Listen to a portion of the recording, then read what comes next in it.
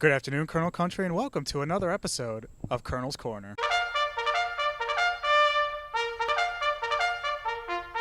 On today's episode, we'll be previewing the 2021 Wilkes University football season. Our guest today is head coach Jon Drach. Coach, thanks for joining us. Thanks so much, Adam. Appreciate it. Now, Coach, let's talk about the 2021 season that we have coming up. It's been a while since you've had actual game action, the fall of 2019, albeit coming off a very successful 2019 season. So now as we head into the 2021 year, what are your expectations? I think we're going to be a younger group. I think our 2019 team was a veteran group of guys that had been here through a lot of transition and did a great job. And I now think we are a deeper unit. I think we are a team that has had a lot of time to grow together over the course of the last 2 years, and I'm excited to see what we put out there. Let's talk about the returners that you have coming back. You've seen the juniors and seniors for the most part in game action. And you saw the sophomores in a scrimmage last year against Catholic and the extensive practice time that we've had. Yep. As they head into the new season, what are your expectations for the players that have that experience? I think our expectation has been set. The expectation when they walk in the program is to continually get better every day. And I think those guys have really owned that. They've done a fantastic job of putting the work in and day out, even when there weren't games.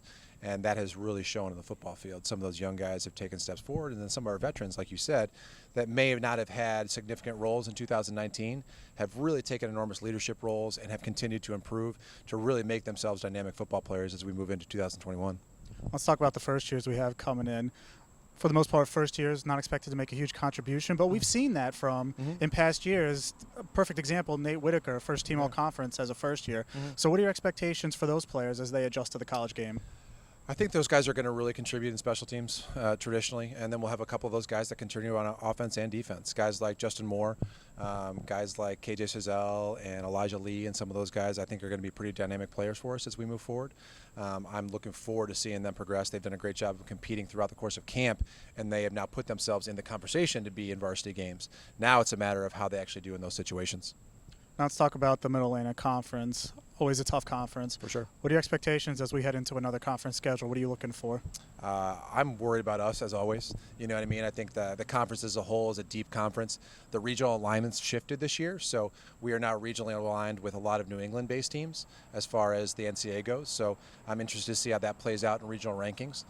But as a whole, I think our conference is a dynamic conference that there's probably 5 or 6 teams that are going to push for the top of the league. I include ourselves in that conversation. And no matter what, the championship is going to have to come through Wilkes, because no matter what, you're going to have to come here and beat us, and that's going to be a hard thing to do.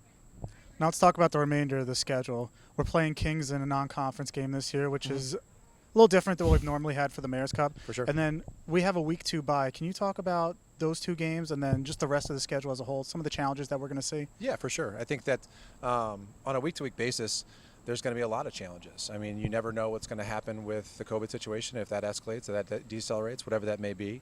The week 2 bye, to us, it's not that big of a deal. It's just another day for us to work. You know what I mean? We actually have a JV game that weekend, so we get to see some of our younger players play that Sunday, so I'm excited about that. And then the Kings being out of conference. Kings could be out of conference, it could be in conference, it could be in a parking lot, it could be at the field. It's still going to be a rivalry game for us, and both teams are going to be up for that. I know we're excited to play that football game. So, we're taking it week by week, and it's going to be a difficult schedule, but at the same time, we're excited for those opportunities. Let's talk about, as we mentioned, the last year and a half, we haven't had many opportunities to participate in games due to COVID.